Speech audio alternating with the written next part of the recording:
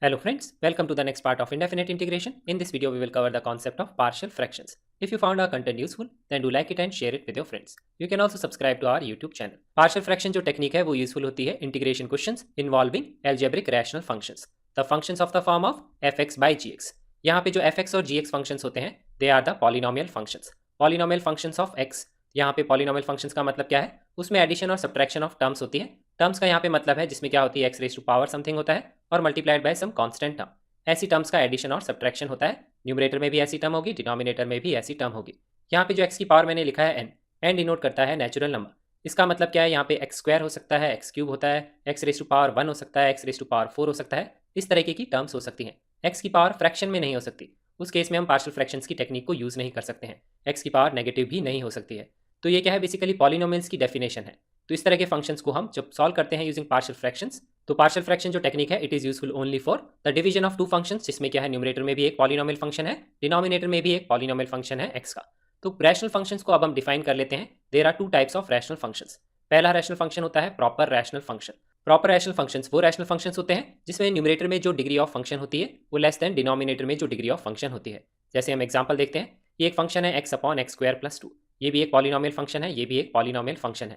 इसमें जो x की हाईएस्ट पावर है वो क्या है? 1. तो ये डिग्री 1 का पॉलिनोमियल फंक्शन है. डिनोमिनेटर में x की हाईएस्ट पावर क्या है? 2. तो ये डिग्री 2 का पॉलिनोमियल फंक्शन है. अब यहाँ पे हम नोटिस करेंगे न्यूमरेटर की डिग्री 1 है, less than degree 2, that is the denominator की डिग्री. तो इस तरीके से क्या है? ये एक प्रॉपर रैशनल फंक्शन है. एक एग्जाम्पल और यहाँ पे लेते हैं. यहाँ पे न्यूमरेटर में डिग्री 3 है, डिनोमिनेटर में डिग्री है 4. तो ये भी क्या है? एक प्रॉपर रैशनल फंक्शन है. यहाँ पे भी अगर हम नोटिस करेंगे तो न्यूमरेटर में डिग्री 1 है, डिनोमिनेटर में डिग्री 2 है. तो ये कुछ एग्जाम्पल्स हैं प्रॉपर रैशनल फंक्शंस के. एक तरीके से और डिफाइन करते हैं रैशनल फंक्शंस को. Second type is improper rational functions. Improper rational functions वो फंक्शंस होते हैं जिसमें न्यूमरेटर जो फंक्शन होता है उसकी degree that is greater than the denominator degree या उसके इक्वल भी हो सकती है. जैसे इसके एग्जाम्पल लेते हैं. ऐसे एक फंक्शन लिखा हुआ है x plus 4 divided by x plus 2. तो यहाँ हम नोटिस करेंगे न्यूमरेटर में भी फंक्शन की डिग्री 1 है, डिनोमिनेटर में भी फंक्शन की डिग्री 1 है. तो न्यूमरेटर की डिग्री डिनोमिनेटर के बराबर है. तो इसको हम इम्प्रॉपर रैशनल फंक्शन की कैटेगरी में डिफाइन करेंगे. एक और एग्जाम्पल यहाँ पे लेते हैं. ये एक फंक्शन है, ये क्यूबिक फंक्शन है, ये क्वाड्रेटिक फंक्शन है.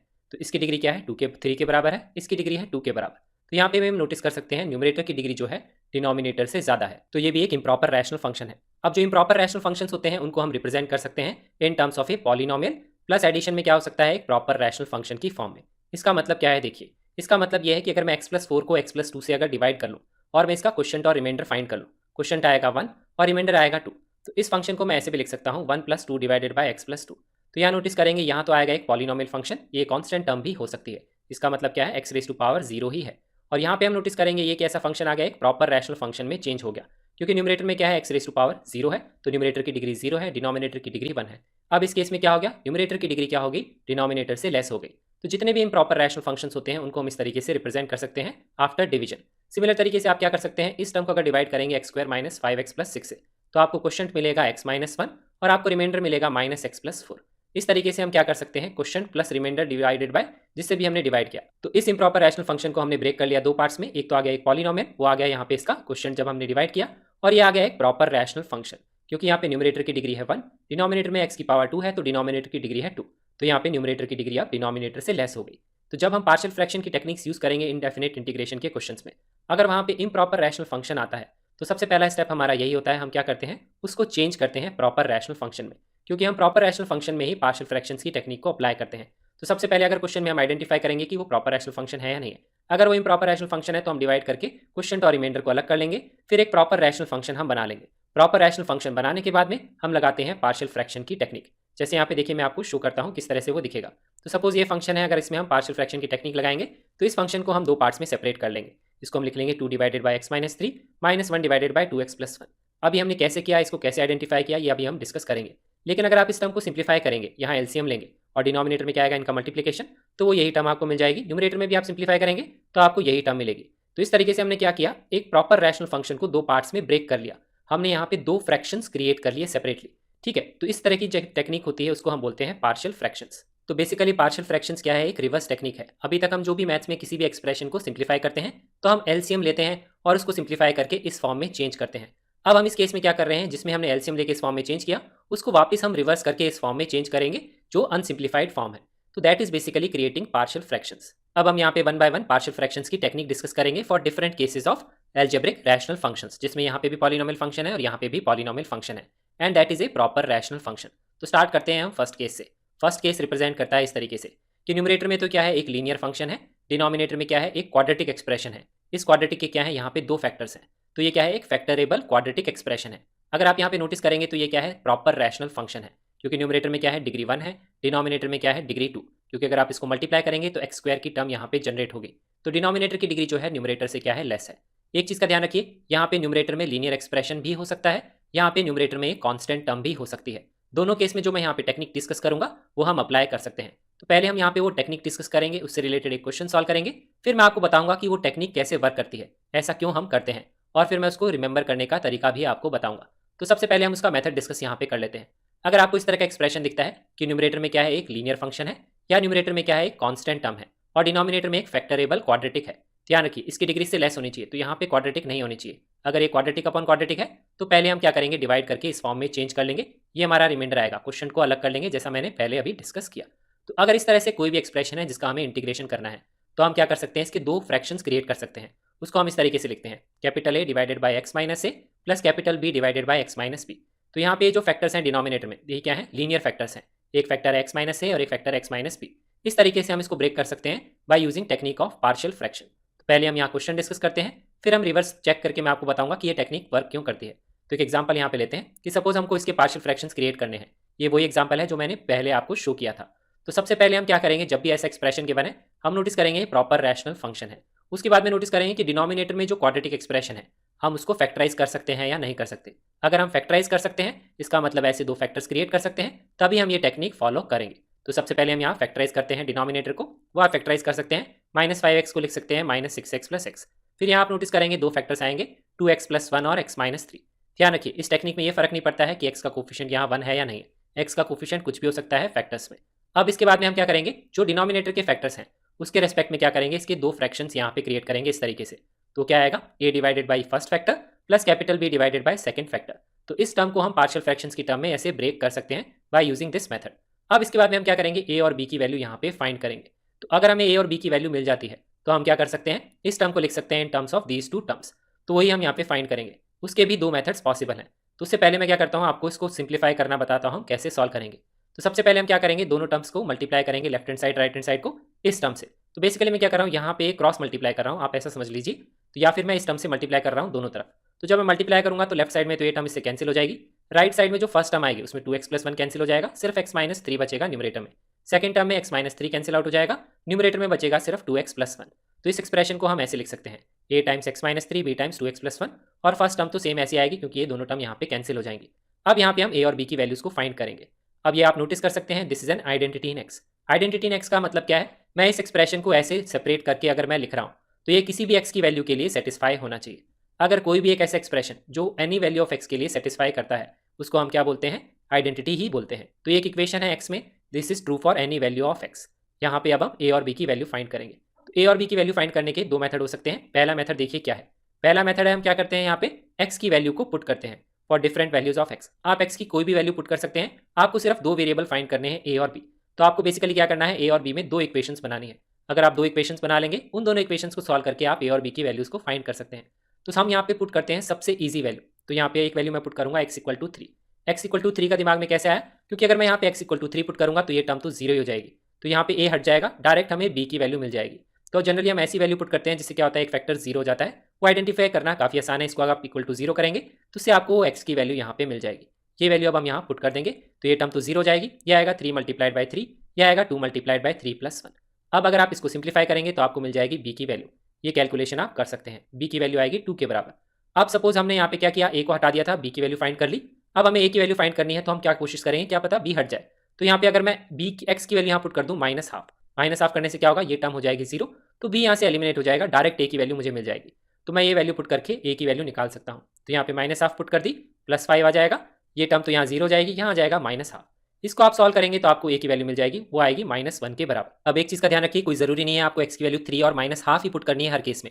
आप x की कोई भी वैल्यू पुट कर सकते हैं जो आपको पसंद हो। आप चाहें तो x की वैल्यू दोनों जगह 0 पुट कर सकते हैं, उससे क्या होगा, a और b में एक इक्वेशन पहले बन जाएगी। फिर आप x की वैल्यू चाहें तो 1 पुट कर सकते हैं, तो एक और इक्वेशन बन जाएगी a और b में। तो दो लीनियर इक्वेशन बनेगी ए और बी में, उनको सॉल्व करके भी अगर आप ए और बी की वैल्यूज निकालेंगे तो आपको यही वैल्यूज मिलेंगे। अब हम क्या करेंगे, ये वैल्यूज यहाँ पे पुट कर देंगे जिस पार्शियल फ्रैक्शंस को हम यहाँ पे क्रिएट कर रहे हैं। उससे क्या हो जाएगा, ये एक्सप्रेशन इस फॉर्म में चेंज हो जाएगा। इसका मतलब क्या है कि अगर मैं इस यहाँ पे एलसीएम लूँ, इसको यहाँ मल्टीप्लाई करूँ, इसको यहाँ मल्टीप्लाई करूँ, डिनोमिनेटर में इसको मल्टीप्लाई करूँ, तो आपको यही एक्सप्रेशन यहाँ पे मिलेगा। इस तरीके से हम पार्शियल फ्रैक्शंस क्रिएट कर सकते हैं। अब एक और तरीका है जिस तरीके से हम ए और बी की वैल्यूज को फाइंड कर सकते हैं। उसके लिए हम क्या करेंगे, इस एक्सप्रेशन को सिंप्लीफाई करेंगे राइट हैंड साइड में, और उसमें क्या करेंगे, एक्स की टर्म को सेपरेट कर लेंगे और कांस्टेंट टर्म को कर लेंगे सेपरेट। हम इस एक्सप्रेशन को यहाँ पे इस तरीके से लिख लेंगे। ये आप कैलकुलेशन कर सकते हैं। यहाँ देखिए 2b आएगा, a आएगा x के साथ में, तो a प्लस 2bx आ जाएगा। ये -3a आएगा, b आएगा, तो ये b माइनस 3a यहाँ पे आ जाएगा। अब हम a और b की वैल्यूज कैसे फाइंड कर सकते हैं सेकंड मेथड से, by comparing coefficients both the sides. Coefficients compare करने का मतलब है हम सेम टर्म को कंपेयर करेंगे both the sides. Same term मतलब x की सेम पावर का कोफिशिएंट। जैसे यहाँ पे x की पावर 1 है, यहाँ पे भी x की पावर 1 है, इनके कोफिशिएंट्स को हम कंपेयर करेंगे और बनाएंगे एक इक्वेशन। वो क्या आएगी, a plus 2b equal to 3। Basically यहाँ पे मैं इनको इक्वेट कर दूंगा। सेकंड इक्वेशन में बनाऊंगा यहाँ पे कांस्टेंट टर्म को कंपेयर करके। बेसिकली मैं क्या कर रहा हूँ, x की पावर 0 का कोफिशिएंट यहाँ पे कंपेयर कर रहा हूँ। तो एक इक्वेशन यहाँ पे इस तरीके से बन जाएगी b minus 3a equal to 5।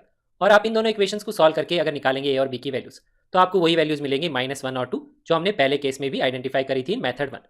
वही वैल्यू यहाँ पे मैंने लिखी हुई है। तो आप इस तरीके से भी a और b की वैल्यूज को फाइंड कर सकते हैं।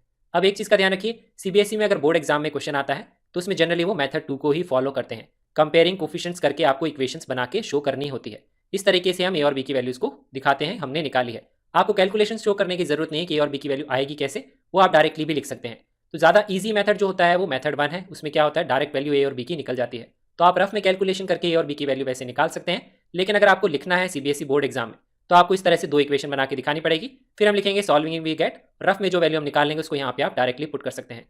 इस तरीके से आपको आंसर एग्जाम में लिखना होता है। तो ये तो यहाँ पे हमने मेथड डिस्कस कर लिया कि इस तरीके की टर्म का, कि डिनोमिनेटर में एक फैक्टरेबल क्वाड्रेटिक है, ऊपर लीनियर टर्म है या कांस्टेंट टर्म है, उसके पार्शियल फ्रैक्शंस हम कैसे क्रिएट करते हैं। अब ये टेक्निक वर्क क्यों करती है, देखिए यहाँ पे मैंने ए ही क्यों लिखा, यहाँ पे मैंने ए एक्स क्यों नहीं लिखा।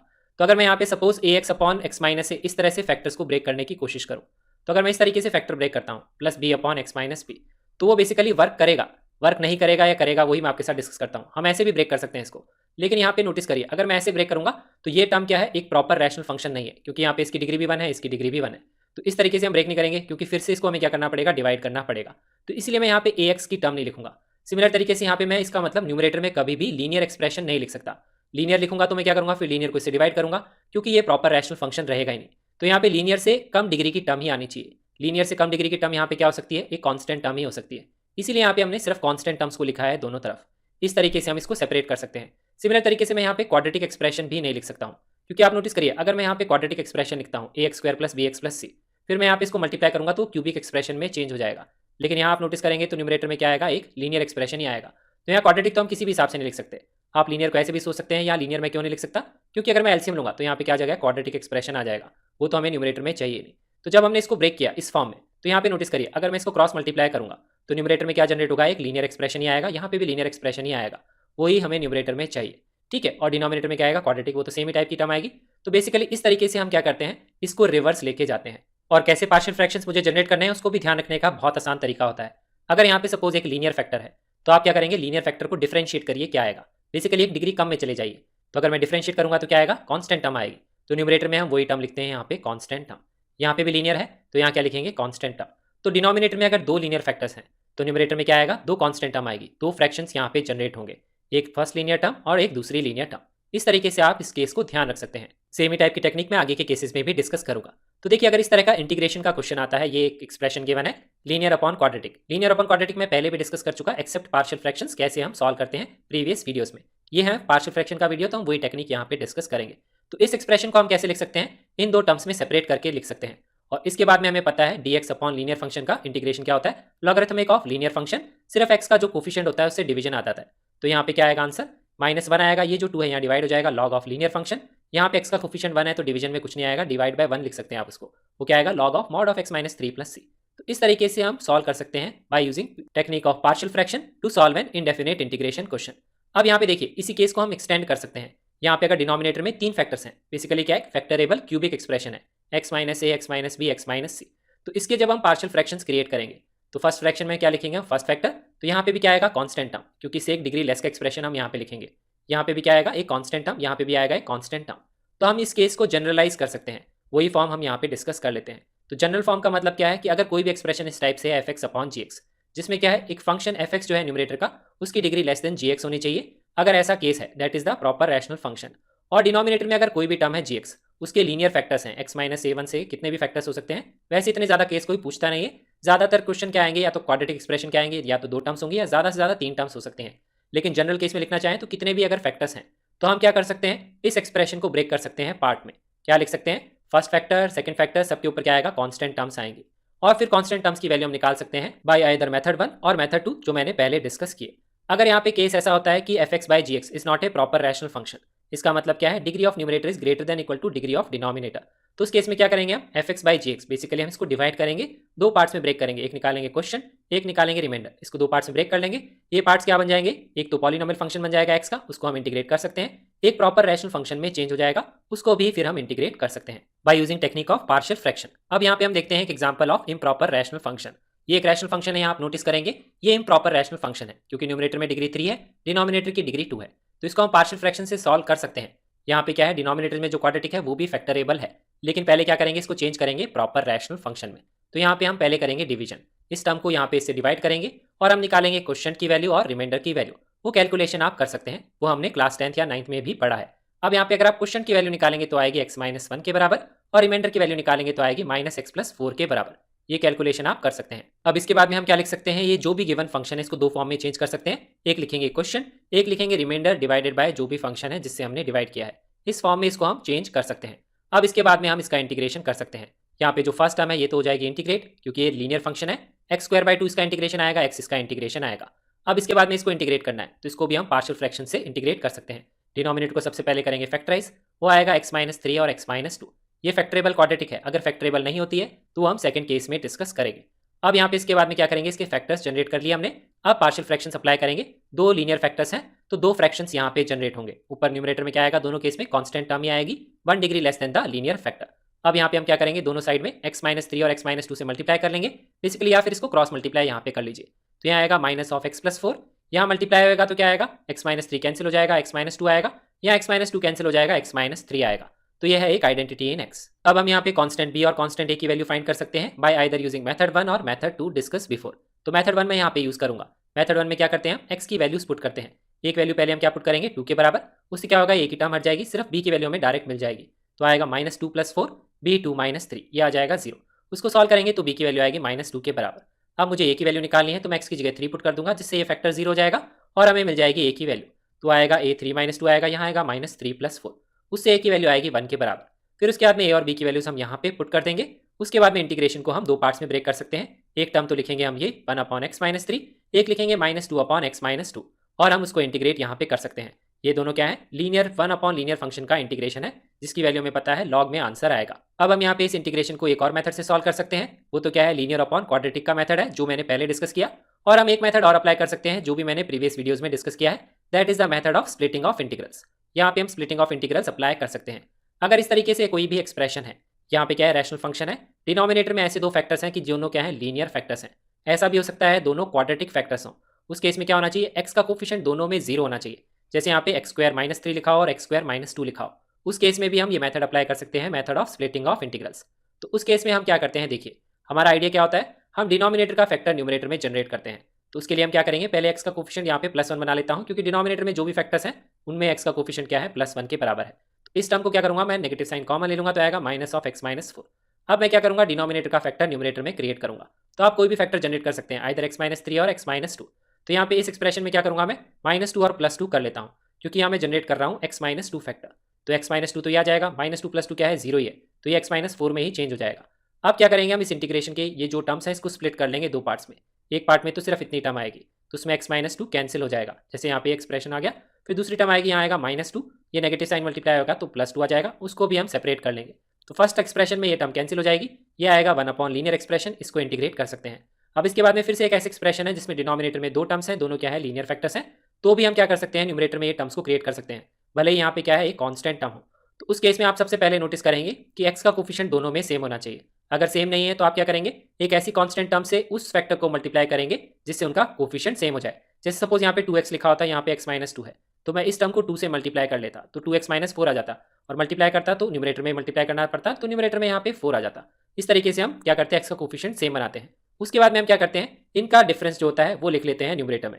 तो इनका डिफरेंस अगर आप निकालेंगे तो क्या आएगा, 1 के बराबर ही आएगा। यहाँ पे क्या है, न्यूमरेटर में 1 तो लिखा हुआ ही है, तो ये बेसिकली 2 मल्टीप्लाइड बाय 1 ही यहाँ पे लिखा हुआ है। तो ऐसे हम क्या करते हैं, difference of factors of denominator numerator में जनरेट कर लेंगे। अगर सपोज इनका डिफरेंस कांस्टेंट नहीं आता है, यहाँ पे ये वैल्यू आती 4 के बराबर, तो हम क्या करते हैं, यहाँ पे न्यूमरेटर में 4 मल्टीप्लाई करते हैं, डिवाइड करते हैं 4 से, तो जो 2/4 होता है वो तो आगे आ जाता, और न्यूमरेटर का जो 4 था उसी को हमने इस फॉर्म में लिख लिया। इस तरीके से आप क्या कर सकते हैं, दो फैक्टर फिर आ जाएंगे, इसको अलग कर लेंगे, x-2 कैंसिल हो जाएगा, एक आएगा 1/x-3, एक यहाँ पे इसको अलग कर लेंगे तो x-3 कैंसिल हो जाएगा, तो एक आएगा 1/x-2। इस तरीके से भी हम एक्सप्रेशंस जनरेट कर सकते हैं और पार्शियल फ्रैक्शंस। इस तरीके में क्या है, हमें ए और बी की वैल्यू फाइंड करने की जरूरत नहीं है। आप इस तरीके से स्प्लिटिंग ऑफ इंटीग्रल्स करके भी क्या कर रहे हैं, पार्शियल फ्रैक्शंस ही जनरेट कर रहे हैं। क्योंकि अगर आप यहाँ पे नोटिस करेंगे तो यहाँ पे कैसी टर्म्स जनरेट हो रही है, समथिंग अपॉन लीनियर एक्सप्रेशन, यहाँ पे भी कांस्टेंट अपॉन लीनियर, यहाँ पे भी कांस्टेंट अपॉन लीनियर। इसी तरह की एक्सप्रेशन हमने यहाँ पे भी जनरेट किए थे। अब हम यहाँ पे एक और एग्जाम्पल लेते हैं। नेक्स्ट एग्जाम्पल ऐसा है जिसमें क्या है, डिनोमिनेटर में क्या है, क्यूबिक एक्सप्रेशन है। न्यूमरेटर में कुछ भी हो सकता है, उससे फर्क नहीं पड़ता है। ध्यान रखिए, जब भी हम पार्शियल फ्रैक्शंस जनरेट करते हैं सिर्फ डिनोमिनेटर के जो फैक्टर्स होते हैं उसी पे डिपेंड करता है। तो ये क्या है, क्यूबिक एक्सप्रेशन है। This is also a proper rational function, क्योंकि इसमें x की डिग्री 1 है, इसमें x की डिग्री 3 है, तो न्यूमरेटर की डिग्री डिनोमिनेटर की डिग्री से लेस है। अब हम क्या करेंगे, हमेशा नोटिस करेंगे कि डिनोमिनेटर का जो भी फैक्टर है उसके अगर हम फैक्टराइज कर सकते हैं या नहीं कर सकते इस टर्म को। यहाँ पे क्यूबिक एक्सप्रेशन है तो हमें देखना पड़ेगा ऐसे 3 फैक्टर जनरेट कर सकते हैं नहीं कर सकते। तो ये तो केस वही है जब फैक्टर्स जनरेट कर सकते हैं। अब हम क्यूबिक के फैक्टर्स कैसे करते हैं वही हम यहाँ पे डिस्कस कर लेते हैं। तो ये क्यूबिक एक्सप्रेशन मैंने यहाँ पे लिख लिया। अगर कोई भी क्यूबिक फैक्टरेबल होगा इस फॉर्म में, x-a, x-b, x-c की फॉर्म में, x का कोफिशिएंट कुछ भी हो सकता है, तो वो हम फैक्टर्स कैसे जनरेट करते हैं, उसके लिए हम क्या करते हैं, जो x³ का कोफिशिएंट होता है और जो कांस्टेंट टर्म होता है उसका प्रोडक्ट निकालते हैं। इस तरह से हम क्या करते थे, क्वाड्रेटिक को ही फैक्टराइज करते हैं कि a इंटू सी निकालते हैं, और फिर जो मिडल टर्म है उसको हम उसी के प्रोडक्ट की वैल्यू के हिसाब से स्प्लिट करते हैं। यहाँ पे भी क्यूबिक के अगर फैक्टर्स इस तरीके से जनरेट होंगे तो उसके लिए भी सिमिलर टाइप का ही मेथड हम अप्लाई करते हैं। तो यहाँ पे क्या आएगा, प्रोडक्ट 6 के बराबर आएगा। अब उसके बाद में आप क्या करेंगे, 6 के फैक्टर्स निकालेंगे। वो यहाँ पे फैक्टर्स हम क्या क्या लिख सकते हैं, देखिए उसमें पॉजिटिव फैक्टर्स भी लेंगे आप, नेगेटिव भी लेंगे। तो 1 2 3 6 हो सकता है, -1 -2 -3 और -6। इतने वैल्यूज ऑफ x आपको फिर चेक करनी पड़ेगी 1 बाय 1। इसमें one of the values will satisfy this equation, अगर वो इस फॉर्म में फैक्टराइज होगा तो। अगर एग्जाम में क्वेश्चन आएगा तो ऐसे ही पूछा जाएगा कि वो फैक्टराइज होगा, तो आपको क्या करना है, यही वैल्यूज इसमें पुट करके चेक करनी है कि कौन सी वैल्यू ऑफ x पुट करने पे यहाँ पे 0 जनरेट हो रहा है। जिस भी वैल्यू के लिए 0 जनरेट होगा मतलब वो जो वैल्यू है x की वो क्या है, इस क्यूबिक फंक्शन का क्या है, इस क्यूबिक एक्सप्रेशन का क्या है, रूट है। तो यहाँ पे सबसे आसान वैल्यू है चेक करने की x = 1। अगर यहाँ पे x = 1 पुट करेंगे तो ये 1 आ जाएगा, -6 + 11 -6। तो यहाँ पे नोटिस करेंगे 1 + 11 12 हो जाएगा, ये भी हो जाएगा 12। तो x = 1 जो है इसको सेटिस्फाई कर रहा है। ज़्यादातर केसेस में क्या होता है, बहुत ही ईजी फैक्टर होता है, जैसे 1 या 2 में से कुछ सेटिस्फाई कर जाएगा तो ज़्यादा चेकिंग आपको करनी नहीं पड़ेगी क्यूबिक फंक्शन के केस में। ऐसे ही क्वेश्चन जनरली फ्रेम किए जाते हैं। तो यहाँ पे x की वैल्यू 1 पुट करिए, इसको सेटिस्फाई कर गया, इसका मतलब इसका क्या फैक्टर क्या है, x-1 है। इसका मतलब मैं इसको x-1 से डिवाइड कर सकता हूँ और इसका दूसरा फैक्टर जनरेट कर सकता हूँ, वो क्या आएगा, क्वाड्रेटिक एक्सप्रेशन ही आएगा। तो ये वैल्यू आप कैलकुलेट कर सकते हैं। अब इसके बाद में नेक्स्ट स्टेप में क्या करेंगे, इस क्वाड्रेटिक को फैक्टराइज करेंगे। वो तो कैलकुलेशन आप आसानी से कर सकते हैं, x-2 और x-3 आएगा। सेम ही फैक्टर मैंने प्रीवियस क्वेश्चन में भी डिस्कस किया था। तो इस तरीके से हम क्या कर सकते हैं, किसी भी क्यूबिक फंक्शन के फैक्टर्स जनरेट कर सकते हैं। तो ये वैल्यू अब हम यहाँ पे लिख देंगे। अब इसके बाद में ये क्वेश्चन इस फॉर्म में चेंज हो गया। अब इसको हम सॉल्व कर लेंगे by using method of partial fraction.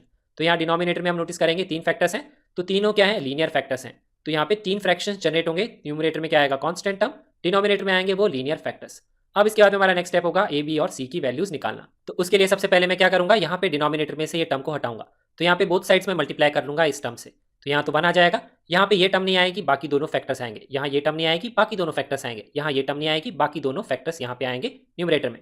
अब इसके बाद में हम ए और बी और सी की वैल्यू निकाल सकते हैं by putting values of x। एक तो था वो मेथड 1, तो आप x की वैल्यू यहाँ 2 पुट करेंगे तो ये 0 जाएगा, ये भी 0 जाएगा, उससे b की वैल्यू आपको मिल जाएगी। सिमिलर तरीके से 1 पुट करेंगे तो ये दोनों टर्म 0 जाएंगी, उससे आपको a की वैल्यू मिल जाएगी। सिमिलर तरीके से 3 पुट करेंगे तो आपको c की वैल्यू वहाँ पे मिल जाएगी। एक तो है ये मेथड 1, लेकिन सीबीएसई में आपको ये फॉलो नहीं करना है। आप ये इस तरीके से वैल्यू निकाल सकते हैं रफ में कैलकुलेशन करके, लेकिन सीबीएसई में आपको इक्वेशंस लिखनी पड़ेगी बाय यूजिंग मेथड 2। तो उसके लिए हम क्या करेंगे, सबसे पहले इस एक्सप्रेशन को चेंज करेंगे। यहाँ पे टर्म्स जनरेट करेंगे, x² की टर्म अलग करेंगे, x की टर्म अलग करेंगे, कांस्टेंट टर्म अलग करेंगे। तो x² का कोफिशिएंट अगर आप निकालेंगे तो आएगा a + b + c, ये कैलकुलेशन आप कर सकते हैं। x की टर्म निकालेंगे तो उसका ये कोफिशिएंट आएगा, कांस्टेंट टर्म ये आएगी। फिर आपको इक्वेशंस इस तरीके से लिखनी पड़ेगी, कंपेयरिंग कोफिशिएंट्स। तो यहाँ पे x² का कोफिशिएंट ये है, यहाँ पे x² की टर्म है ही नहीं, इसका मतलब x² का कोफिशिएंट है 0। तो एक इक्वेशन हम ये लिखेंगे a + b + c = 0। Second equation लिखेंगे हम x का कोफिशिएंट कंपेयर करेंगे, तो इन दोनों टर्म्स को इक्वेट करेंगे तो इसको लिख लेंगे -3 के बराबर। थर्ड इक्वेशन हम लिखेंगे कांस्टेंट टर्म्स को कंपेयर करेंगे, तो ये आ जाएगी हमारी थर्ड इक्वेशन। उसके बाद में आप डायरेक्टली सीबीएसई में लिख सकते हैं solving these equations a, b and c की वैल्यू। और ये ए बी और सी की वैल्यू आप रफ में कैलकुलेट कर सकते हैं by putting values of x. इस तरीके से आप सीबीएसई में कैलकुलेशन करेंगे। अब एक बार आपको ए बी और सी की वैल्यूज मिल जाएगी तो ए बी और सी की वैल्यूज यहाँ पुट कर देंगे। फिर इस तरीके से एक इंटीग्रेशन, दो इंटीग्रेशन, तीन इंटीग्रेशन यहाँ जनरेट हो जाएंगे। उसकी कैलकुलेशन फिर आप यहाँ पे कर सकते हैं। इस तरीके से आप इस इंटीग्रेशन के क्वेश्चन को सॉल्व कर सकते हैं। अब हम यहाँ पे डिस्कस करते हैं नेक्स्ट केस। नेक्स्ट केस क्या है, सेम एक्सप्रेशन को हम यहाँ पे लिखेंगे। यहाँ पे लीनियर फंक्शन हो सकता है, कांस्टेंट टर्म हो सकती है, डिनोमिनेटर में है क्वाड्रेटिक। तो कांस्टेंट अपॉन क्वाड्रेटिक का तो हमें सॉल्व करना आता है, उसका तो फॉर्मूला भी होता है, हमने डिस्कस किया है प्रीवियस वीडियोज में। लीनियर अपॉन क्वाड्रेटिक का भी हमने तरीका यहाँ पे डिस्कस किया है। ये क्वाड्रेटिक क्या है, फैक्टरेबल नहीं है, तो उसके हमने स्टेप्स भी प्रीवियस वीडियो में डिस्कस किए थे कि लीनियर को लिखते हैं A times differentiation of denominator quadratic plus B. उसके बाद में हम क्या करते हैं, इसको सेपरेट कर लेते हैं। ए टाइम्स यहाँ पे कुछ आएगा प्लस बी, ए और बी की वैल्यूज निकालते हैं कंपेयरिंग कोफिशिएंट्स। फिर हम इंटीग्रेशन को स्प्लिट कर लेते हैं दो पार्ट्स में और सॉल्व कर लेते हैं। तो अगर यहाँ पे क्वाड्रेटिक फैक्टरेबल भी नहीं है तो यहाँ पे भी पार्शियल फ्रैक्शन लगाने की टेक्निक की जरूरत नहीं है, हम डायरेक्टली इस तरीके से सॉल्व कर सकते हैं। तो बेसिकली ये केस 2 जो है पार्शियल फ्रैक्शंस के लिए है ही नहीं। केस 2 पार्शियल फ्रैक्शंस के लिए यहाँ पे क्या होगा, देखिए केस 2 में क्या होगा, यहाँ पे एक क्वाड्रेटिक एक्सप्रेशन है और एक लीनियर फंक्शन है। तो बेसिकली क्या है, एक क्यूबिक एक्सप्रेशन है डिनोमिनेटर में, न्यूमरेटर में कांस्टेंट टर्म भी हो सकती है, एक लीनियर एक्सप्रेशन भी हो सकता है, क्वाड्रेटिक भी हो सकता है, लेकिन यहाँ पे इसकी डिग्री क्या होगी, इससे लेस होगी। That is the proper rational function. और डिनोमिनेटर में जब हमने क्यूबिक को फैक्टराइज किया तो एक तो कांस्टेंट ये लीनियर फैक्टर आ गया, लेकिन जो क्वाड्रेटिक एक्सप्रेशन बना उसको हम आगे फैक्टराइज नहीं कर पा रहे हैं। इस तरह के जो क्वेश्चंस आएंगे तो उसमें पार्शियल फ्रैक्शंस हम कैसे जनरेट करेंगे। तो इसमें आप नोटिस कर सकते हैं जब मैं इसके पार्शियल फ्रैक्शंस जनरेट करूंगा तो क्या आएगा, डिनोमिनेटर में एक तो ये टर्म आएगी और एक ये टर्म आएगी। तो यहाँ पे हम इसको इस तरीके से लिख सकते हैं, ये तो डिनोमिनेटर में आना ही चाहिए क्योंकि हम डिनोमिनेटर के फैक्टर्स के ही फ्रैक्शंस यहाँ जनरेट करते हैं। अब यहाँ पे आप नोटिस करिए कि यहाँ पे जो लीनियर फैक्टर है इसके ऊपर यहाँ पे क्या है, कांस्टेंट टर्म है, तो यहाँ पे इसके डिग्री एक लेस करेंगे तो ये टर्म यहाँ लिखी हुई है, और यहाँ पे एक क्वाड्रेटिक फैक्टर है तो उससे एक डिग्री लेस यहाँ पे लिखी हुई है। बेसिकली इसको डिफरेंशिएट करेंगे तो एक डिग्री लेस हो जाएगी, वही हम यहाँ पे टर्म लिखते हैं। इस तरीके से हम इसको ध्यान रख सकते हैं। और आप यहाँ पे ये भी नोटिस कर सकते हैं, यहाँ क्वाड्रेटिक तो हम लिख ही नहीं सकते क्योंकि ये इम्प्रॉपर रैशनल फंक्शन में चेंज हो जाएगा, फिर हमें डिवीजन यहाँ पे करना पड़ेगा। और यहाँ पे हम कांस्टेंट भी लिख सकते हैं या नहीं लिख सकते, आप कांस्टेंट यहाँ लिख सकते हैं, लेकिन वो पार्शियल फ्रैक्शन की टेक्निक नहीं है, हम यहाँ पे बी को जीरो अज्यूम करके नहीं चलते हैं। तो हम इस तरीके से लिखते हैं, आप इसको ध्यान रख सकते हैं कि यहाँ पे जो भी डिग्री आएगी उससे एक लेस डिग्री आपको यहाँ पे लिखनी है। और यहाँ पे क्या है, लीनियर है तो यहाँ आएगी कांस्टेंट टर्म। इस तरीके से हम पार्शियल फ्रैक्शंस जनरेट करते हैं अगर यहाँ पे क्यूबिक एक्सप्रेशन है उसमें क्वाड्रेटिक फैक्टरेबल नहीं है तो। अब यहाँ पे ये जो एक्सप्रेशन है इसको आप सॉल्व कर सकते हैं जैसा मैंने प्रीवियसली जस्ट अभी डिस्कस किया, वो प्रीवियस वीडियो में उसके काफी एग्जाम्पल मैंने डिस्कस करे हुए। और इसके बाद में ये वाला भी क्या हो जाएगा, सॉल्व हो जाएगा। तो ये दोनों क्या है, सॉल्वेबल फंक्शंस में चेंज हो जाएगा। तो अगर इसका इंटीग्रेशन आएगा तो हम इस तरह से दो इंटीग्रेशन बना लेंगे, फिर उनको हम सेपरेटली सॉल्व कर सकते हैं। अब हम डिस्कस करते हैं इसका यहाँ पे एक एग्जाम्पल। तो ये एग्जाम्पल यहाँ पे गिवन है, ये लीनियर एक्सप्रेशन है, यहाँ पे क्वाड्रेटिक भी हो सकता है, उससे फर्क नहीं पड़ेगा। Partial fractions only depend upon the denominator function के जो फैक्टर्स हैं उस पर। यहाँ नोटिस करेंगे एक है क्वाड्रेटिक फैक्टर, एक है लीनियर फैक्टर। तो इस तरह का ये क्वेश्चन है, इस क्वाड्रेटिक को हम और फैक्टराइज यहाँ पे नहीं कर सकते, तो इसके फैक्टर्स हम जनरेट करेंगे, फ्रैक्शंस जनरेट करेंगे। तो क्वाड्रेटिक के ऊपर तो क्या आएगा, ए एक्स प्लस बी आएगा, क्वाड्रेटिक से एक degree less, that is a linear expression. Linear के ऊपर आएगा एक कांस्टेंट टर्म।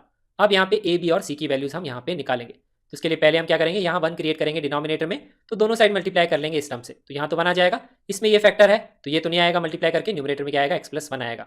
इसमें ये फैक्टर कैंसिल हो जाएगा, न्यूमरेटर में क्या आएगा, c मल्टीप्लाई हो जाएगा x स्क्वायर प्लस 2 से।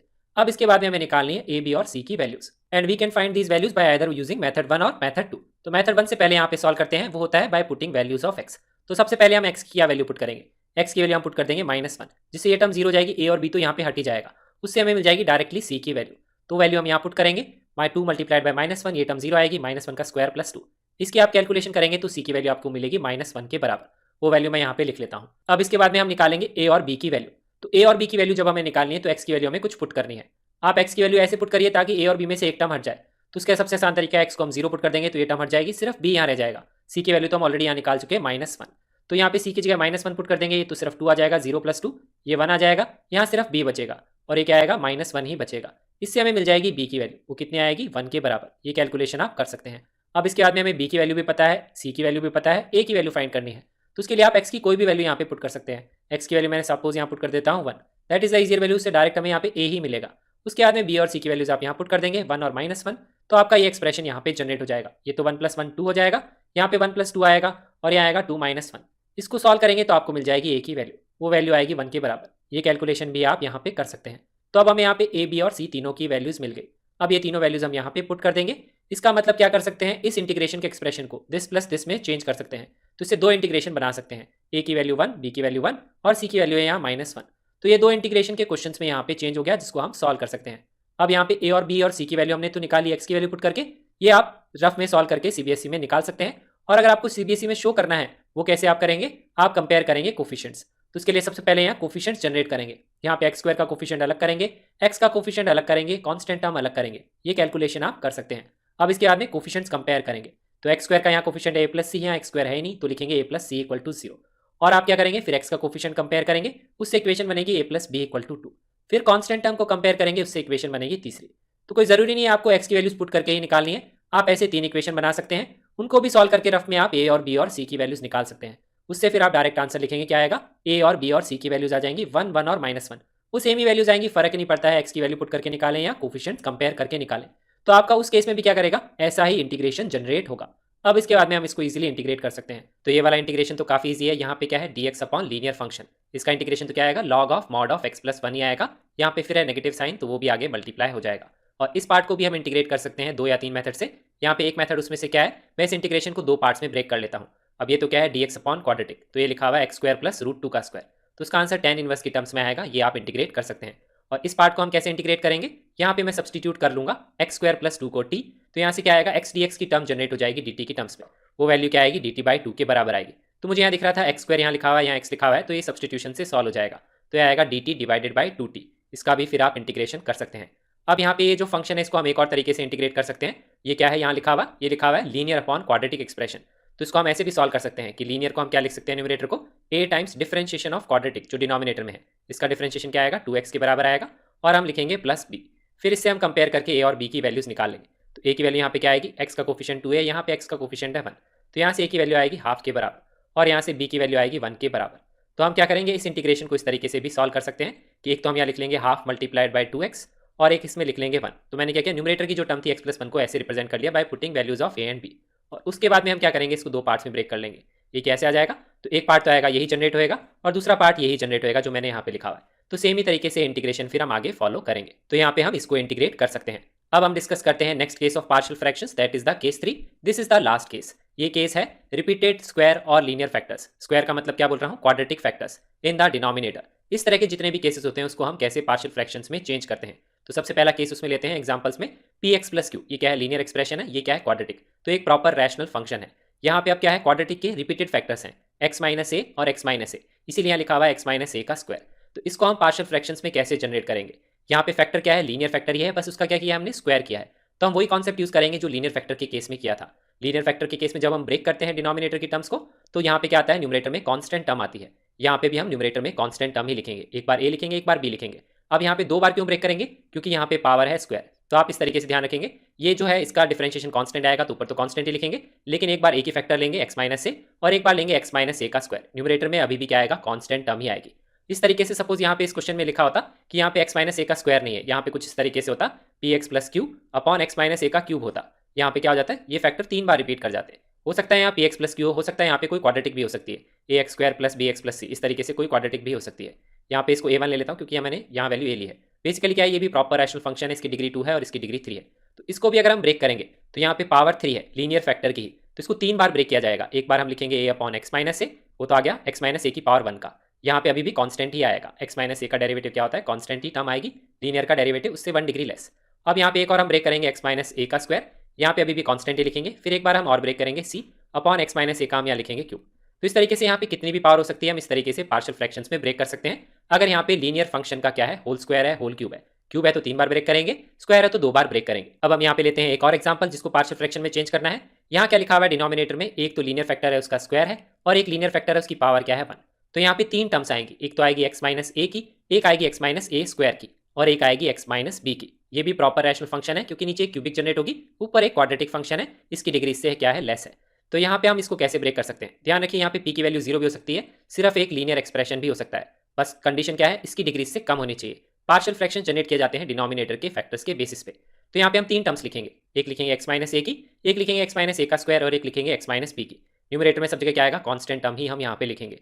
ठीक है, यहाँ पे क्या है, सब लीनियर फंक्शन है, उसका स्क्वायर हो या क्यूब हो उससे फर्क नहीं पड़ता है। एक एग्जाम्पल हम यहाँ पे और लेते हैं। थर्ड एग्जाम्पल में क्या है, डिनोमिनेटर में है क्वाड्रेटिक एक्सप्रेशन उसका स्क्वायर, तो इसमें क्या जनरेट होगी, x की पावर 4 जनरेट होगी। न्यूमरेटर में क्या है, x की पावर 3 मैक्सिमम हो सकती है, हो सकता है x की पावर 3 नहीं हो, x स्क्वायर भी हो सकता है, हो सकता है x स्क्वायर भी नहीं हो, x क्यूब भी नहीं हो, सिर्फ लीनियर फंक्शन हो सकता है, हो सकता है यहाँ पे सिर्फ कांस्टेंट टर्म हो, इसकी डिग्री इससे लेस होनी चाहिए। तो यहाँ पे हम जब इसको ब्रेक करेंगे तो इस फैक्टर के हिसाब से ही ब्रेक करेंगे। ये फैक्टर क्या है, क्वाड्रेटिक फैक्टर है, तो जैसे हमने क्वाड्रेटिक को ब्रेक किया था वैसे इसको ब्रेक करेंगे। ध्यान रखिए क्या है, अनफैक्टरेबल क्वाड्रेटिक है। अगर ये फैक्टरेबल क्वाड्रेटिक है तो इस तरीके से हम फैक्टर्स जनरेट करेंगे। अगर फैक्टरेबल नहीं है तभी हम ये मेथड फॉलो करेंगे जो मैं यहाँ पे थर्ड पार्ट में डिस्कस कर रहा हूँ। तो यहाँ पे क्या है, क्वाड्रेटिक में हमने कैसे ब्रेक किया था पहले, कि पहले हमने लिखा था न्यूमरेटर में ए एक्स प्लस बी, ये क्वाड्रेटिक था, तो ऊपर हमने न्यूमरेटर में लिखा था लीनियर एक्सप्रेशन। लेकिन यहाँ पे क्वाड्रेटिक दो बार रिपीट हो रहा है, तो हम दो बार इसको लिखेंगे, एक बार पावर 1 के साथ लिखेंगे, एक बार पावर 2 के साथ लिखेंगे। न्यूमरेटर में अभी भी हम लीनियर एक्सप्रेशन ही लिखेंगे। एक और एग्जाम्पल यहाँ पे लेते हैं। यहाँ पे नेक्स्ट एग्जाम्पल है, एक क्वाड्रेटिक है, एक लीनियर का स्क्वायर है, अभी भी इसकी डिग्री क्या है, इससे लेस है। तो इसको भी जब हम ब्रेक करेंगे तो दो पार्ट्स में लिखेंगे, एक तो लिखेंगे क्वाड्रेटिक, इसकी पावर 1 है तो ये एक ही बार ब्रेक होएगा, और ये क्या होगा, दो बार ब्रेक होगा, एक बार पावर 1 के हिसाब से, एक बार पावर 2 के हिसाब से। ये क्या है, लीनियर एक्सप्रेशन, तो इसके लिए तो न्यूमरेटर में क्या आएगा, कांस्टेंट टर्म ही आएगी, भले एक्स माइनस डी की पावर 1 हो या एक्स माइनस डी की पावर 2 हो। ये क्वाड्रेटिक है, एक ही बार आ रहा है, तो न्यूमरेटर में क्या आएगा, लीनियर एक्सप्रेशन यहाँ पे आएगा। एक और एग्जाम्पल यहाँ पे लेते हैं। ये एग्जाम्पल है, क्वाड्रेटिक है न्यूमरेटर में, यहाँ क्वाड्रेटिक का स्क्वायर है और एक लीनियर फैक्टर है। तो क्वाड्रेटिक का स्क्वायर है, दो बार लिखेंगे, न्यूमरेटर में आएगा लीनियर फंक्शन, और ये क्या है, लीनियर फंक्शन है तो न्यूमरेटर में आएगा कांस्टेंट टर्म। तो ये कांस्टेंट अपॉन लीनियर, क्वाड्रेटिक को दो बार लिखेंगे पावर 1 और पावर 2 के साथ, और न्यूमरेटर में आएगा लीनियर एक्सप्रेशन। तो ऐसे हम बहुत सारे केसेस बना सकते हैं, फर्क नहीं पड़ता है, यहाँ पे पावर क्यूब भी कर सकते हैं, पावर 4 भी कर सकते हैं। लेकिन वैसे क्वेश्चंस एग्जाम में पूछे नहीं जाते हैं, इतने ज़्यादा कॉम्प्लिकेटेड क्वेश्चंस नहीं पूछे जाते, क्योंकि एक तो इनकी कैलकुलेशन बहुत ज़्यादा होती है। आपको सिर्फ कॉन्सेप्ट ध्यान होना चाहिए, कैसा भी एक्सप्रेशन लिखा हुआ है आप उसको पार्शियल फ्रैक्शंस में कैसे ब्रेक कर सकते हैं, बस ये कॉन्सेप्ट आप ध्यान रखेंगे तो आप कोई भी क्वेश्चन सॉल्व कर सकते हैं। लीनियर के केस में न्यूमरेटर में हमेशा आएगा कांस्टेंट टर्म, वाले स्क्वायर है तो आएगा दो बार, और क्वाड्रेटिक के केस में क्या आएगा, न्यूमरेटर में आएगी लीनियर टर्म। इस तरीके से आप कोई भी पार्शियल फ्रैक्शंस की टर्म को लिख सकते हैं। अब हम इसका एक एग्जाम्पल लेते हैं। यहाँ पे एग्जाम्पल है, हमें इंटीग्रेट करना है 3x minus 2 upon x minus 1 का स्क्वायर और x प्लस 1।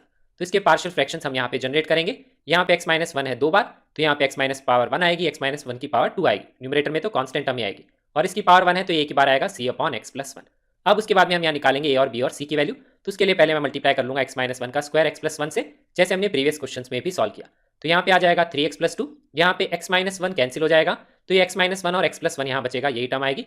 यहाँ पे मल्टीप्लाई करेंगे तो x माइनस 1 का स्क्वायर कैंसिल हो जाएगा, सिर्फ बचेगा x प्लस 1, वो यहाँ मल्टीप्लाई हो जाएगा न्यूमरेटर में, यहाँ x प्लस 1 कैंसिल हो जाएगा तो बचेगा x माइनस 1 का स्क्वायर। तो ये इक्वेशन यहाँ पे बन जाएगी। अब इसके बाद में a b और c की वैल्यूज आप दो तरीके से निकाल सकते हैं, जैसा पहले डिस्कस किया, बाय कंपेयरिंग कोफिशिएंट्स और either putting the values of x। मैं यहाँ पे निकालता हूँ by putting the values of x। तो वैल्यू ऑफ x हम यहाँ पे पुट करेंगे। एक सबसे आसान वैल्यू हम यहाँ क्या पुट कर सकते हैं, 1 के बराबर। उस केस में ये फैक्टर 0 हो जाएगा तो ये तो हट जाएगा, ये फैक्टर भी 0 हो जाएगा, तो यहाँ पे सिर्फ b आ जाएगा, डायरेक्ट हमारा आंसर। तो b की वैल्यू अगर आप कैलकुलेट करेंगे तो मिलेगी आपको हाफ के बराबर। फिर नेक्स्ट हम वैल्यू पुट करेंगे x की -1 के बराबर। जब -1 पुट करेंगे तो ये फैक्टर 0 हो जाएगा, ये फैक्टर भी 0 हो जाएगा क्योंकि ये टर्म ही 0 है, उससे हमें मिल जाएगी c की वैल्यू। इस तरीके से आप c की वैल्यू वैल्यूएट करेंगे तो आपका आंसर आएगा यहाँ पे -5/4 के बराबर। ये कैलकुलेशन आप कर सकते हैं। अब हमें यहाँ पे किसकी वैल्यू निकालनी है, b और c की तो मिल गई, a की वैल्यू निकालनी है। तो 1 और -1 तो पुट कर नहीं सकते क्योंकि नहीं तो a की वैल्यू आएगी नहीं। आप कोई भी और वैल्यू पुट कर लीजिए, मैं यहाँ वैल्यू पुट कर लेता हूँ 0 के बराबर, उससे निकाल लेता हूँ a की वैल्यू। तो यहाँ पे क्या आएगा, -2 आएगा, यह आएगा -1 मल्टीप्लाइड बाय 1 मल्टीप्लाइड बाय और b मल्टीप्लाइड बाय 1 और c मल्टीप्लाइड बाय -1 का स्क्वायर। यहाँ पे अब हम b और c की वैल्यूज पुट कर लेंगे जो हमने ऑलरेडी इवैल्यूएट कर ली है, और इससे हम निकाल लेंगे a की वैल्यू। तो a की वैल्यू अगर आप कैलकुलेट करेंगे तो आपका आंसर आएगा 5/4 के बराबर। अब हमें a भी पता है, b भी पता है और c भी पता है, तो यहाँ पे हम पार्शियल फ्रैक्शन जो हमने लिखे वहाँ पे ये वैल्यूज हम पुट कर सकते हैं। तो यहाँ पे 3 इंटीग्रेशन बनेंगे, एक इसका और एक इस टर्म का। तो इंटीग्रेशन इस तरीके से जनरेट होगा, ये a की वैल्यू है dx अपॉन एक्स माइनस 1, ये b की वैल्यू है dx अपॉन एक्स माइनस 1 का स्क्वायर, और ये c की वैल्यू है dx अपॉन एक्स प्लस 1। अब आप इन तीनों टर्म्स को आसानी से इंटीग्रेट कर सकते हैं, ये दो तो लीनियर ही टर्म्स हैं, ये क्या है, क्वाड्रेटिक एक्सप्रेशन है, इसको भी आप इंटीग्रेट कर सकते हैं। तो पार्शियल फ्रैक्शन की टेक्निक को अप्लाई करने के देयर आर टोटल 3 केसेस। आपको केसेस भी याद रखने की जरूरत नहीं है, मैंने आपको तरीका बता दिया है कैसे आप एग्जाम में अप्लाई कर सकते हैं। अब हम यहाँ पे कुछ और इंपॉर्टेंट एग्जाम्पल्स डिस्कस कर लेते हैं। तो नेक्स्ट एग्जाम्पल है यहाँ पे ये, हमें इस टर्म को इंटीग्रेट करना है, एक X square plus 1 multiplied by X square plus 2 division में X square plus 3 multiplied by X square plus 4, इसे हमें करना है इंटीग्रेट। तो यहाँ पे मुझे दिख रहा है कि ये क्या है, एक इम्प्रॉपर रैशनल फंक्शन है, क्योंकि इसकी डिग्री भी 4 है और इसकी डिग्री भी 4 है। तो पहले मुझे इसे प्रॉपर रैशनल फंक्शन में चेंज करना पड़ेगा बाय डिवीजन। तो बाय डिवीजन हम करेंगे, तो उसके लिए मैं पहले क्या करूंगा, इस टर्म को इससे डिवाइड करूंगा। तो डिवाइड कैसे करेंगे, पहले मैं इसको यहाँ मल्टीप्लाई कर लेता हूँ। तो ये वैल्यू अगर आप लिखेंगे तो आएगी x raise to power 4 3x square plus 2, इसको मल्टीप्लाई करेंगे तो वैल्यू आएगी x raise to power 4 plus 7x square plus 12। अब आप इन दोनों का करिए डिवीजन और कैलकुलेट करिए क्वोशिएंट और रिमाइंडर। क्वोशिएंट और रिमाइंडर आप कैलकुलेशन कर सकते हैं। क्वोशिएंट आपका मिलेगा 1 के बराबर और रिमाइंडर की वैल्यू आपकी आएगी -4x स्क्वायर -10 के बराबर। अब हम इस इंटीग्रेशन को दो पार्ट्स में ब्रेक कर सकते हैं, एक हम लिखेंगे क्वोशिएंट और एक हम लिखेंगे रिमाइंडर डिवाइडेड बाय जिससे भी हमने डिवाइड किया था, ये वैल्यू हम यहाँ पे लिख देंगे। तो अब ये दो इंटीग्रेशन है, इसको हमें सॉल्व करना है। अब मैं आपको एक और तरीका बता देता हूँ जिस तरीके से हम क्वोशिएंट और रिमाइंडर फटाफट कैलकुलेट कर सकते हैं। वो तरीका क्या है, देखिए यहाँ पे अगर आप नोटिस करेंगे तो इसको मैंने इस टर्म से डिवाइड किया है और ये दोनों एक्सप्रेशन एक्जैक्टली सेम है, एक्स रेज टू पावर 4 है, यहाँ पे भी x square x raise to power 4 है, यहाँ पे भी एक्स स्क्वायर है, कांस्टेंट टर्म है। तो इस तरह के डिवीजन काफी आसान होते हैं। डिवीजन का बेसिकली कॉन्सेप्ट क्या है, हम क्या करेंगे, इस टर्म को यहाँ पे जनरेट करेंगे न्यूमरेटर में। तो न्यूमरेटर में मैं क्या करूंगा, इस एक्सप्रेशन को यहाँ पे लिख लूंगा x square plus 7x² plus 12 और उसके अलावा जो टर्म बचेगी उसको मैं सेपरेट कर लूंगा। तो आप यहाँ नोटिस करेंगे 7x² माइनस 4x² क्या होगा 3x² हो गया, 12 माइनस 10 क्या हो गया यहाँ पे 2 के बराबर हो गया। तो इस तरीके से ये टर्म सेपरेट हो जाएगी, ये डिवीजन हो गया और ये टर्म सेपरेट कर लेंगे तो ये वैल्यू क्या आएगी 1 के बराबर। यही हमने क्या लिखा है यहाँ पे क्वेश्चन लिखा है और ये क्या आएगा रिमाइंडर के बराबर। यही हमने यहाँ पे क्या लिखा है रिमाइंडर का एक्सप्रेशन लिखा है, डिवीजन में ये दोनों टर्म्स लिखी है। तो आप इस तरीके से डिवीजन कर सकते हैं। तो ये जो मैंने यहाँ पे डिवीजन किया ये कोई ट्रिक नहीं है, ये हम नंबर्स में भी फॉलो कर सकते हैं। जैसे सपोज मुझे एक नंबर को डिवाइड करना है 10 को 6 से या 4 से, तो मुझे 4 से डिवाइड करना है। तो इसका एक तरीका तो क्या है हम डिवीजन कर सकते हैं, प्रॉपर डिवीजन 10 को 4 से डिवाइड कर सकते हैं। यहाँ पे आएगा 4 2 8 और यहाँ पे रिमाइंडर बच जाएगा 2। इसको हम एक तरीके से और लिख सकते हैं, मैं क्या करूंगा जो डिनोमिनेटर का फैक्टर है न्यूमरेटर में जनरेट करूंगा, दैट इज बेसिकली 4 या 4 का मल्टीपल। तो आपको यहाँ दिख रहा है 4 का मल्टीपल में इसको 8 + 2 लिख सकता हूँ।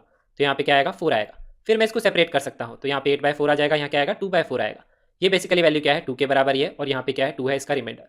तो सिमिलर टाइप की टेक्निक ही हम यहाँ पे लगा रहे हैं, लेकिन यहाँ पे क्या केस है, यहाँ पे दोनों की डिग्री सेम है। तो जब मैंने इसको ब्रेक किया तो 2 पार्ट्स में ब्रेक हो गया, इसकी डिग्री क्या हो गई इससे लेस हो गई। अब इस केस में अगर आप नोटिस करेंगे तो नंबर्स के केस में क्या होता है, जो नंबर जनरेट होता है वो 4 से लेस हो गया। तो सिमिलर टाइप का कॉन्सेप्ट हम यहाँ पे भी डिवीजन में ही अप्लाई कर रहे हैं। अब हम यहाँ पे सॉल्व करेंगे इस इंटीग्रेशन को। तो इस इंटीग्रेशन को सॉल्व करने के लिए हम लगा सकते हैं यहाँ पे पार्शियल फ्रैक्शंस। लेकिन आप यहाँ पे पार्शियल फ्रैक्शंस लिखेंगे तो आप इस तरीके से लिखेंगे कि न्यूमरेटर में क्या आएगा ax + b, क्योंकि क्या है क्वाड्रेटिक एक्सप्रेशन है, इसके लिए भी क्या आएगा ax + b की फॉर्म में आना चाहिए, लेकिन हम लिखेंगे cx + d। लेकिन मैं आपको बताता हूँ एक फास्टर मेथड, वो कब अप्लाई होगा जब यहाँ पे जो क्वाड्रेटिक एक्सप्रेशन है दोनों में क्या होना चाहिए x की टर्म नहीं होनी चाहिए, तभी हम वो मेथड अप्लाई कर सकते हैं। तो बेसिकली वो मेथड क्या है देखिए, यहाँ पे मैं इस एक्सप्रेशन को ऐसे पार्शियल फ्रैक्शंस में जनरेट करूंगा। यहाँ पे न्यूमरेटर में मैंने a ही लिखा है, यहाँ पे मैंने b ही लिखा है। तो इस तरीके से मैंने इसके पार्शियल फ्रैक्शंस जनरेट कर लिए। ऐसा हम इस केस में क्यों कर सकते हैं वो मैं आपको एक्सप्लेन करने की कोशिश करता हूँ। यहाँ पे x² लिखा हुआ है तो इसको आप ऐसे समझ लिए कि ये सपोज t लिखा हुआ है, यहाँ पे भी x² लिखा हुआ है तो ये क्या लिखा हुआ है t लिखा हुआ है। तो ये t + 3 है और ये t + 4 है। तो जब हम लीनियर को ब्रेक करते हैं तो ऐसे करते हैं a/t + 3 b/t + 4। तो इसीलिए मैंने बोला जब यहाँ पे x का एक्सप्रेशन नहीं होगा तो हम इस तरीके से ब्रेक कर सकते हैं।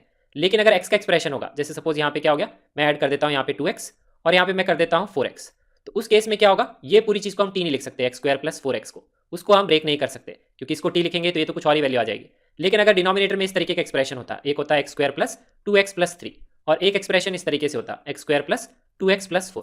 तो यहाँ पे आप नोटिस करिए ये सेम ही चीज यहाँ पे रिपीट हो रही है एक्सेप्ट द कांस्टेंट टर्म।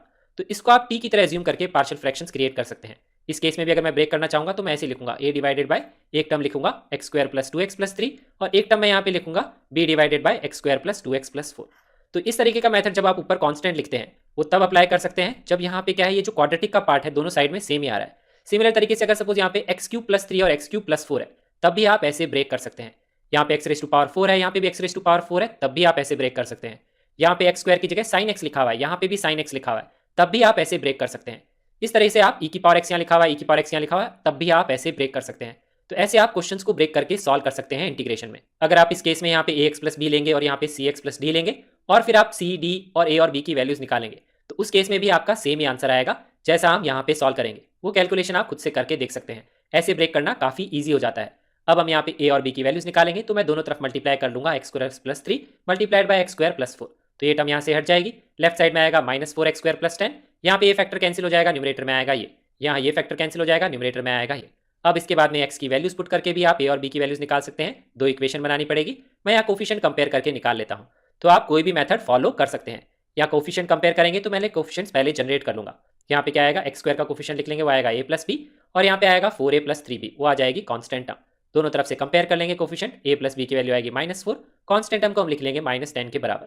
अब ये दो लीनियर इक्वेशन आप सॉल्व कर सकते हैं। आप सॉल्व करके आंसर निकालेंगे तो आपको मिलेगी a और b की वैल्यूज, वो वैल्यूज यहाँ पे आएगी 2 और -6 के बराबर। फिर हम ये 2 और 6 -6 वैल्यूज यहाँ पे पुट कर देंगे तो उससे क्या हो जाएगा, ये इंटीग्रेशन दो पार्ट में ब्रेक हो जाएगा। यहाँ पे dx का इंटीग्रेशन तो x आएगा, इस इंटीग्रेशन को हम दो पार्ट्स में ब्रेक करके ऐसे लिख सकते हैं।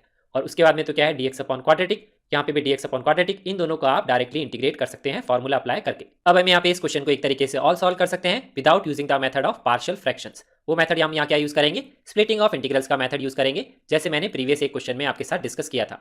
यहाँ वो मेथड क्यों अप्लाई कर सकते हैं, क्योंकि यहाँ पे कुछ ऐसा लिखा हुआ है कि ये दोनों टर्म सेम है, x² + 3 और x² + 4। यहाँ पे कांस्टेंट के अलावा क्या है, सेम ही टर्म रिपीट हो रही है, sin x होता, cos x होता, e⁻x होता, तब भी आप वो मेथड अप्लाई कर सकते हैं।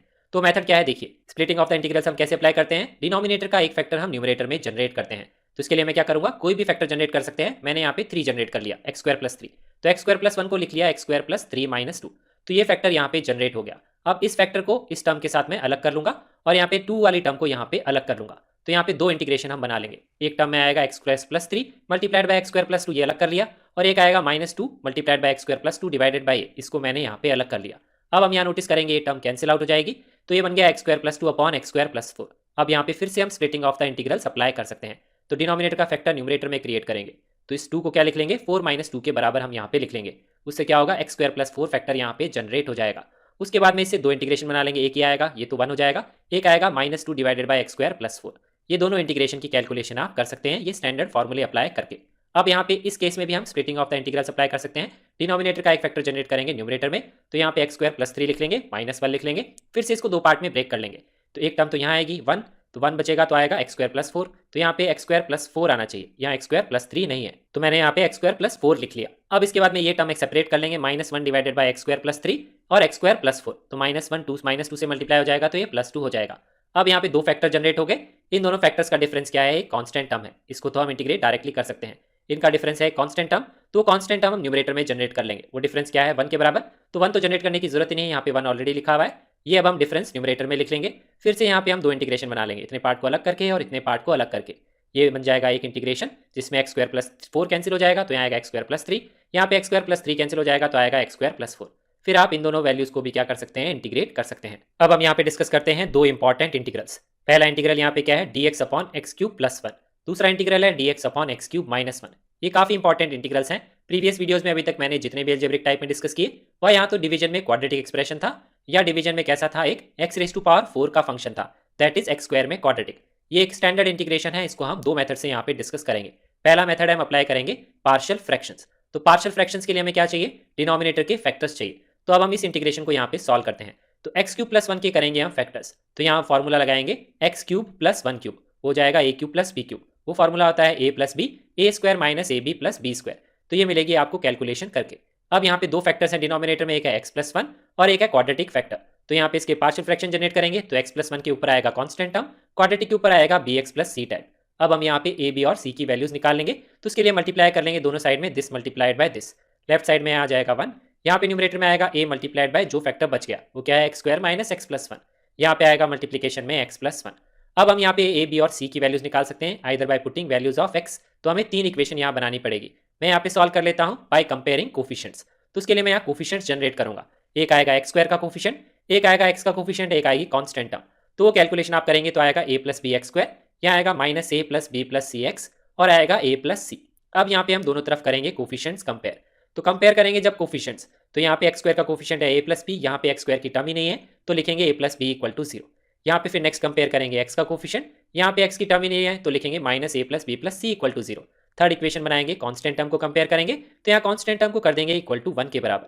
फिर आप इन तीनों इक्वेशंस को सॉल्व कर सकते हैं, और अगर आप सॉल्व करेंगे तो आपको मिलेगी a और b और c की वैल्यूज। वो वैल्यूज आएंगी 1/3 माइनस 1/3 और 2/3। अब ये वैल्यूज हम कहाँ पुट कर देंगे, जहाँ पे हमने पार्शियल फ्रैक्शंस जनरेट किए। उस तरीके से फिर हम इस इंटीग्रेशन को दो पार्ट्स में ब्रेक कर सकते हैं, एक आएगा a अपॉन एक्स प्लस 1, एक आएगा बी एक्स प्लस सी अपॉन ये क्वाड्रेटिक एक्सप्रेशन। ए बी और सी की वैल्यूज हम यहाँ पे पुट कर देंगे। अब हमें करना है इसको इंटीग्रेट। तो यहाँ पे दो इंटीग्रेशन जनरेट हो रहे हैं, पहले वाला तो इंटीग्रेट कर सकते हैं, तो आएगा log of mod of x plus 1। यहाँ पे एक्सप्रेशन बन गया है लीनियर अपॉन क्वाड्रेटिक एक्सप्रेशन, तो इसको आप सिंप्लीफाई करेंगे तो 3 तो आ जाएगा बाहर डिनोमिनेटर में, न्यूमरेटर में आएगा माइनस एक्स प्लस 2। तो यहाँ पे लीनियर अपॉन क्वाड्रेटिक का मेथड अप्लाई करेंगे। वो मेथड होता है लीनियर को हम यहाँ लिखेंगे a times differentiation of quadratic plus b के बराबर। अब डिफरेंशिएशन ऑफ क्वाड्रेटिक यहाँ पे क्या है, एक्स स्क्वायर का आएगा 2x, x का आएगा 1, तो लिखेंगे a times 2x minus 1 plus b। फिर यहाँ पे a और b की वैल्यूज निकालेंगे कंपेयरिंग कोफिशिएंट्स। तो यहाँ पे x का कोफिशिएंट जनरेट कर लेंगे, कांस्टेंट टर्म अलग कर लेंगे, कंपेयर करेंगे यहाँ पे, तो x का कोफिशिएंट कंपेयर करने पे आएगा 2a equal to minus 1, a की वैल्यू आएगी वहां से 1 माइनस 1/2। फिर कांस्टेंट टर्म कंपेयर करेंगे तो इक्वेशन आएगी b minus a equal to 2, a की वैल्यू हम यहाँ पे माइनस हाफ पुट कर देंगे, उससे b की वैल्यू निकालेंगे तो आएगी 3/2 के बराबर। फिर ये a और b की वैल्यूज हम यहाँ पे पुट कर देंगे, क्योंकि हम लीनियर फंक्शन को इस फॉर्म में चेंज कर रहे हैं। तो यहाँ पे a और b की वैल्यूज पुट करेंगे, इस एक्सप्रेशन को हम यहाँ पे इस तरीके से लिख सकते हैं -1/2 multiplied by 2x minus 1 plus 3/2। अब आप a और b की वैल्यूज ऐसे निकाल सकते हैं। बेसिकली इस लीनियर एक्सप्रेशन को दो पार्ट में ब्रेक कर सकते हैं, डिफरेंशिएशन का मल्टीप्लिकेशन प्लस कांस्टेंट टर्म। एक और तरीका हो सकता है, वो तरीका क्या है, एक फास्ट मेथड। फास्ट मेथड के केस में हम क्या करते हैं, डिफरेंशिएशन ऑफ डिनोमिनेटर पहले हम नोटिस करते हैं, वो वैल्यू यहाँ पे क्या आएगी 2x माइनस 1। फिर हम उसमें देखते हैं कि x का कोफिशिएंट यहाँ पे क्या है, यहाँ कोफिशिएंट है 2। तो हम सबसे पहले क्या करते हैं, न्यूमरेटर में x का कोफिशिएंट बनाते हैं 2। This is the faster way. इस तरीके से आप करेंगे तो भी सेम आएगा, जो मेथड मैं अभी बता रहा हूँ तो भी सेम आएगा। तो यहाँ पे कोफिशिएंट 2 कैसे बनेगा, यहाँ पे है -1, तो मुझे इस पूरी टर्म को -2 से मल्टीप्लाई करना पड़ेगा, तभी यहाँ पे क्या आएगा -1 मल्टीप्लाई हो जाएगा -2 से, तो यहाँ 2x आ जाएगा। और -2 से अगर मैं मल्टीप्लाई करूंगा तो मुझे डिवाइड भी करना पड़ेगा। तो -2 से डिवाइड कर लिया, -2 से मल्टीप्लाई कर लिया, तो उससे यहाँ पे डिफरेंशिएशन ऑफ डिनोमिनेटर में जो x की टर्म आएगी वो यहाँ पे जनरेट हो गई। अब उसके बाद में हमें जनरेट करनी है कांस्टेंट टर्म। तो यहाँ पे क्या है, -1 है कांस्टेंट टर्म। तो हम 2x - 1 जनरेट करेंगे। तो इसको हम क्या लिख लेंगे, दो पार्ट्स में ब्रेक कर लेंगे। एक लिख लेंगे 2x - 1, एक लिख लेंगे -3। This is nothing but 2x - 4 जो यहाँ पे ये लिखा हुआ है। अब अगर आप नोटिस करेंगे तो इससे दो इंटीग्रेशन बनेंगे, एक ये टर्म का बनेगा। तो यहाँ पे नोटिस करिए ये यही है 2x - 1 divided by 3x² - x + 1, यही यहाँ पे आ रहा है। और बाहर क्या आएगा -1/2, यहाँ पे भी क्या लिखा हुआ है -1/2 ही लिखा हुआ है। और -1/2 को 3 से मल्टीप्लाई करेंगे तो सेपरेट करेंगे तो क्या आएगा +3/2 ही आएगा। यही टर्म यहाँ पे जनरेट हो जाएगी। तो इस तरीके से आप फास्ट कैलकुलेशन करके भी इसको ब्रेक कर सकते हैं। अब यहाँ पे दो इंटीग्रेशन में इसको ब्रेक कर लेंगे। पहला इंटीग्रेशन आएगा ये टर्म का, तो आएगा -1/6 मल्टीप्लाइड बाई एक्सप्रेशन। दूसरा आएगा यहाँ पे 3/2 डिवाइड बाई 3, वो जाएगा यहाँ पे हाफ के बराबर। तो ये आएगा दूसरा एक्सप्रेशन। अब हम यहाँ पे पहला इंटीग्रेशन सॉल्व कर सकते हैं by substituting this value as t, क्योंकि इसी का डिफरेंशिएशन लिखा हुआ है न्यूमरेटर में, तो वो चेंज हो जाएगा dt के बराबर। तो ये बेसिकली क्या आएगा, dt/t आएगा, तो आएगा log of mod of t। फिर t की जगह हम ये वैल्यू पुट कर देंगे। और ये तो क्या है, एक स्टैंडर्ड क्वाड्रेटिक एक्सप्रेशन है डिनोमिनेटर में, इसका भी इंटीग्रेशन आप कर सकते हैं। तो इस तरीके से आप इस इंटीग्रेशन को by using partial fraction solve कर सकते हैं। तो सेम ही मेथड आप इस इंटीग्रल के लिए भी अप्लाई कर सकते हैं। यहाँ पे सिर्फ डिफरेंस क्या आएगा, डिनोमिनेटर में जो फैक्टर जनरेट हुए थे यहाँ x - 1 आएगा, यहाँ x² + x + 1 आएगा, और सेम ही टाइप के एक्सप्रेशंस वहाँ पे जनरेट होंगे। अब मैं आपके साथ डिस्कस कर लेता हूँ second method, that is the faster method. वैसे हम कैसे सॉल्व कर सकते हैं, वो मेथड यहाँ पे क्या है, that is method of splitting of integrals. तो यहाँ पे क्या करेंगे, हम दो इंटीग्रेशन बनाएंगे बाय स्प्लिटिंग द इंटीग्रल। उसके लिए हम क्या करते हैं, न्यूमरेटर में जनरेट करते हैं डिनोमिनेटर का फैक्टर। तो ये काफी स्टैंडर्ड क्वेश्चन है, तो काफी स्टैंडर्ड तरीके से मैं आपको बताऊंगा कैसे हम इसको ब्रेक कर सकते हैं, वो आपको तरीका ध्यान रखना है। तो उसके लिए मैं क्या करूंगा, न्यूमरेटर में जो 1 लिखा हुआ है उसको मैं क्या लिख लूंगा, वहां पे लिख लूंगा x² - x² - 1। इस 1 को मैं इस तरीके से ब्रेक कर लूंगा। ऐसे ब्रेक मैंने क्यों किया, क्योंकि देखिए यहाँ पे लिखा हुआ तो ये 1 ही है, और यहाँ पे क्या जनरेट हो गया, फैक्टर ऑफ डिनोमिनेटर जनरेट हो गया। कौन सी टर्म में, x² - 1 में, क्योंकि यहाँ पे इसका फैक्टर क्या है, x + 1 एक इसका फैक्टर है, क्योंकि ये क्या है a² - b², a + b and a - b। अब इसके बाद में हम क्या करेंगे, इस इंटीग्रेशन को दो पार्ट्स में ब्रेक करेंगे। एक तो ये ब्रेक करेंगे इस टर्म को इसके साथ में, क्योंकि यहाँ पे डिनोमिनेटर का फैक्टर जनरेट हो गया है, तो वो फैक्टर हम कैंसिल आउट करेंगे इस टर्म में। और एक ब्रेक करेंगे फर्स्ट टर्म को, दैट इज x²। तो जब मैं x² को सेपरेट करूंगा यहाँ पे, तो न्यूमरेटर में तो x² ही आएगा, डिनोमिनेटर में वापस इसका मल्टीप्लीकेशन में x³ + 1 यहाँ पे लिख लूंगा। और उसके बाद में हम क्या करेंगे, इस टर्म को सेपरेट करेंगे यहाँ पे, तो ये आएगा x + 1 x - 1, यहाँ पे x + 1 कैंसिल आउट हो जाएगा। तो ये इंटीग्रेशन आप कर सकते हैं लीनियर अपॉन क्वाड्रेटिक, जैसे हमने प्रीवियसली सॉल्व किया। अब यहाँ पे ये इंटीग्रेशन भी हम कर सकते हैं, क्योंकि मुझे यहाँ पे दिख रहा है x³ और यहाँ दिख रहा है x²। तो मुझे दिख रहा है अगर मैं इस चीज को सब्सटीट्यूट कर दूं t के बराबर, तो इतना पार्ट क्या आ जाएगा, dt की टर्म में आ जाएगा, एक्सेप्ट द कांस्टेंट टर्म, तो आ जाएगा dt/3। तो ये बेसिकली क्या लिखा हुआ है, dt/3t लिखा हुआ है, तो इसको भी आप इंटीग्रेट कर सकते हैं। तो इस तरीके से हम सॉल्व कर सकते हैं ये क्वेश्चन को। This is the faster method and this is a very standard method for this question. आप पार्शियल फ्रैक्शन से भी सॉल्व कर सकते हैं, लेकिन उसमें कैलकुलेशन ज्यादा होती है, क्योंकि हमें a, b और c की वैल्यूज फाइंड करनी होती है। तो ये अगर क्वेश्चन ऑब्जेक्टिव में आता है तो आप इस तरीके से सॉल्व करेंगे तो आपका क्वेश्चन फटाफट सॉल्व हो जाएगा। अब हम सेम मेथड अप्लाई करके इस क्वेश्चन को भी सॉल्व कर सकते हैं।